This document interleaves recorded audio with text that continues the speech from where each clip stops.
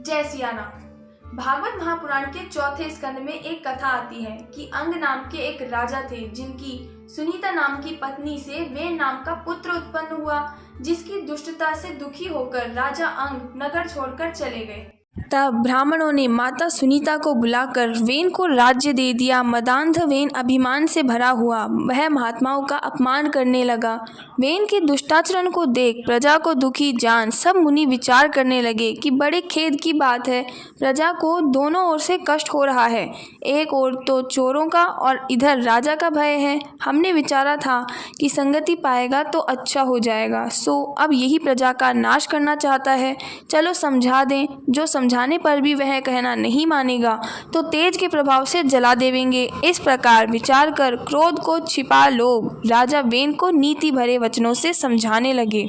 दुष्ट मंत्री व चौर आदिकों से प्रजा की रक्षा करता हुआ राजा लोक परलोक में सुखी रहता है। देवताओं का अपमान नहीं करना चाहिए। यह सुन वेन कहने लगा कि तुम मूर्ख हो जो आजीविका देने वाले मुझ पति को छोड़कर अन्य देवों की पति की तरह उपासना करते हो। हे ब्राह्मणों, तुम यज्ञादि कर्मों से हमारा पूजन करो। राजा वेन ने जब मुनियों का निरादर किया तब वे बहुत क्रोधित हुए और कहने लगे कि पापी को मारो, यह सिंहासन पर बैठने योग्य नहीं है, क्योंकि यह निर्लज्ज यज्ञेश्वर की निंदा करता है। क्रोधित लोगों ने वेन को हुंकार से मार दिया। तब सोच करती हुई सुनीता ने अपने पुत्र के शरीर को मंत्र और औषधियों के योग से तेल में रख छोड़ा, क्योंकि सुनीता ऋषियों की विद्या जानती थी।